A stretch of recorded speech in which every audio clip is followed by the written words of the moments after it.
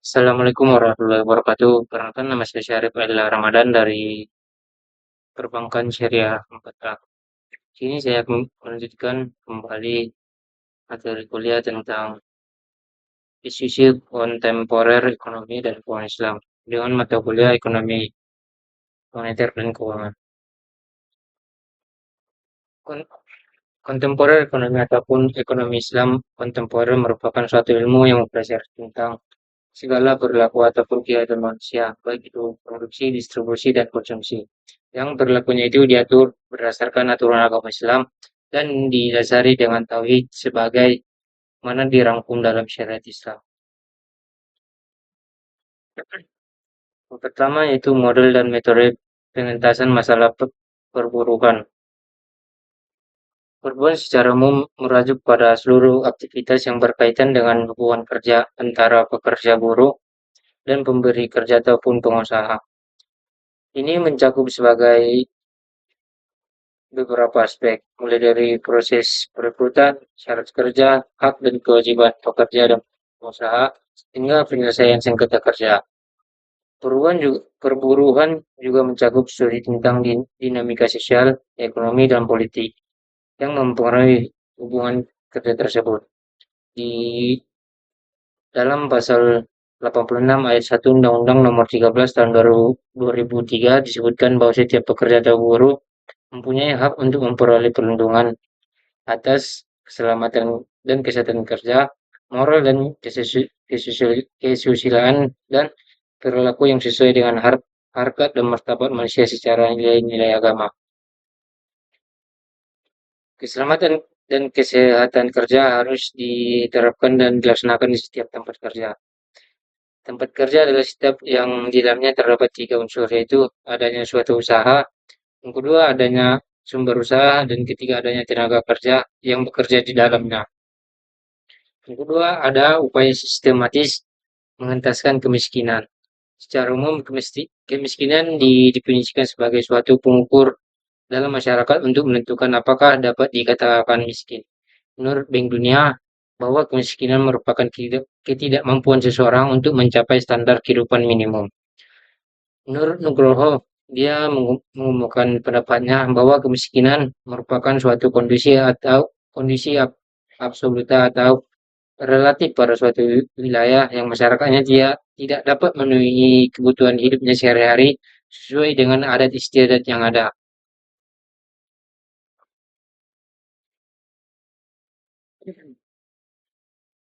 Ada beberapa penanganan untuk mencegah kemis- kemiskinan ini melalui dengan cara sosialisasi dan pelatihan kerja serta dengan adanya lowongan pekerjaan. Selanjutnya itu pertumbuhan ekonomi dengan antara pemerataan ekonomi. Pemerataan ekonomi merupakan salah satu strategi utama yang dapat diambil untuk mengatasi ketimpangan sosial ekonomi tersebut. Pemerataan ekonomi tidak hanya tentang memastikan bahwa setiap individu memiliki akses yang sama terhadap kesempatan ekonomi.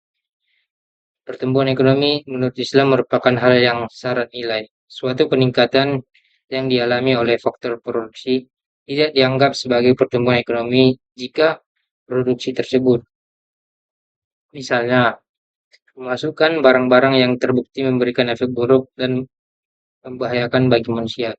Sedangkan istilah pembangunan ekonomi yang dimaksud dalam Islam adalah the process of alleviating poverty and provision of ease, comfort and dignity in life, ataupun proses untuk mengurangi kemiskinan serta menciptakan ketentraman, kenyamanan, dan tata susila dalam kehidupan.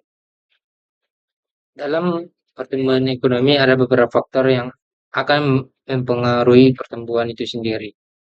Faktor-faktornya yang pertama yaitu sumber daya yang dapat dikelola, yang kedua sumber daya manusia, yang ketiga wirausaha, dan yang keempat adalah teknologi. Pengertian keuangan Islam. Keuangan Islam. Keuangan Islam merupakan salah satu sistem manajemen keuangan yang diterapkan dengan mengacu pada prinsip Islam dan dasar hukum Islam sebagai pedomannya. Hal ini tidak hanya berlaku pada sistemnya saya saja, tetapi juga berlaku bagi para lembaga penyelenggara keuangan serta produk-produk yang ditawarkannya. Yang, yang pertama ada investasi asing dalam perspektif Islam. Investasi berasal dari bahasa Inggris yaitu invest yang berarti menanam ataupun menginvestasikan, termasuk uang dan modal. Berdasarkan terminologinya, Salim dan Budi Sutrisyono menyebutkan bahwa investasi adalah penanaman modal yang dilakukan oleh investor, baik asing maupun domestik, dalam berbagai bidang usaha yang terbuka untuk investasi, dengan tujuan untuk memperoleh keuntungan. Dua, etika profesi akuntansi dalam perspektif Islam. Etika adalah pedoman mengenai norma dan nilai yang berhubungan dengan salah, benar, baik dan buruk. Misalnya, tindakan apa saja yang pantas dilakukan maupun apa yang harus kita hindari. Prinsip kode etik akuntan Islam adalah sebagai berikut. Yang pertama yaitu dapat dipercaya, yang kedua legitimasi, yang ketiga objektivitas, yang keempat perilaku yang didorong dengan keimanan, dan yang terakhir kelima yaitu perilaku profesional dan standar teknik. Baik, itu saja materinya. Sekian dan terima kasih. Saya ucapkan wassalamualaikum warahmatullahi wabarakatuh.